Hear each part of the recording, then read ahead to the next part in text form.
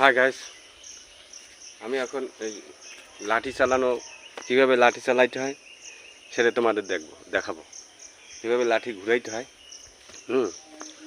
নিজে রক্ষা করার জন্য কীভাবে কি লাঠি চালাতে দেখো, আর দেখতে থাকো কীভাবে কি লাঠি ঘুরাইতে হয়।